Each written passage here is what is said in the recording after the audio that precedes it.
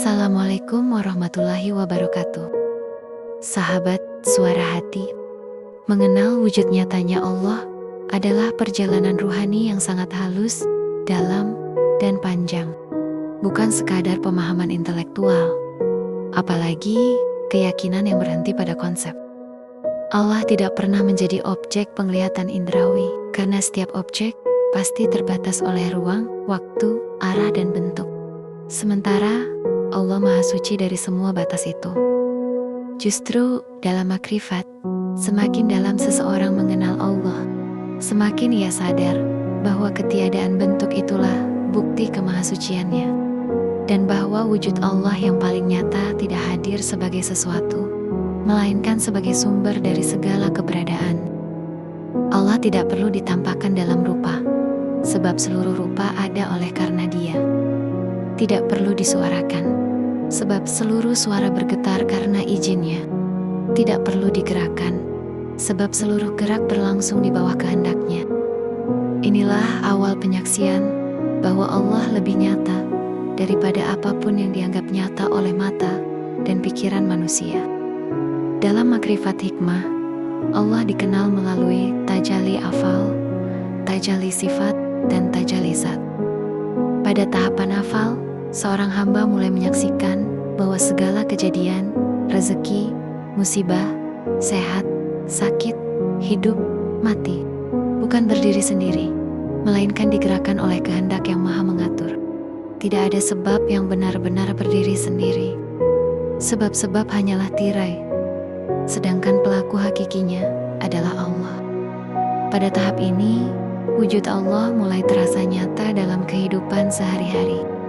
Dalam kemudahan yang datang tanpa diduga, dalam kesulitan yang mengajar kerendahan, serta dalam pertemuan dan perpisahan yang penuh hikmah. Kemudian hijab naik pada tajalli sifat, ketika hamba menyaksikan bahwa sifat hidup, tahu, kuasa, mendengar, melihat, dan berkehendak yang ada pada dirinya, sejatinya hanyalah pantulan dari sifat Allah. Hamba hidup karena Allah Maha Hidup, mengetahui karena Allah Maha Mengetahui, berkuasa karena Allah Maha Kuasa. Pada titik ini, wujud Allah menjadi semakin nyata, bukan di luar diri, melainkan di balik setiap kemampuan yang selama ini disangka milik pribadi. Namun puncak makrifat hikmah terletak pada tajalli zat, suatu wilayah penyaksian yang tidak dapat dijelaskan dengan bahasa biasa. Karena bahasa selalu memisahkan subjek dan objek. Dalam tajalli ini, hamba tidak lagi melihat Allah sebagai sesuatu yang terpisah, melainkan menyaksikan bahwa seluruh keberadaan dirinya bergantung sepenuhnya kepada Allah, dan bahwa dirinya tidak memiliki wujud hakiki selain sebagai penampakan kehendak-Nya. Bukan berarti hamba menjadi Allah, melainkan hamba lenyap dari klaim wujud dan berdiri dalam kesadaran bahwa hanya Allah yang benar-benar ada. Pada kondisi ini, wujud Allah menjadi sangat nyata, lebih nyata daripada diri sendiri. Karena yang selama ini disebut aku, ternyata hanyalah amanah kesadaran yang dihidupkan setiap detik olehnya. Allah dikenal sebagai yang paling dekat, sekaligus yang paling tak terjangkau.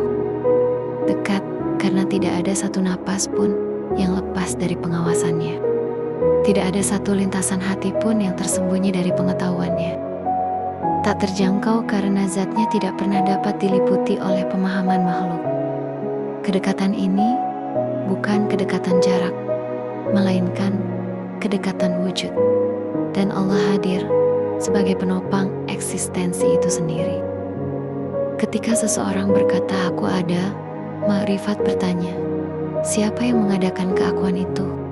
Maka jawaban yang lahir dari penyaksian, bukan dari logika, adalah Allah yang mengadakan, Allah yang menghidupkan, Allah yang menyadarkan.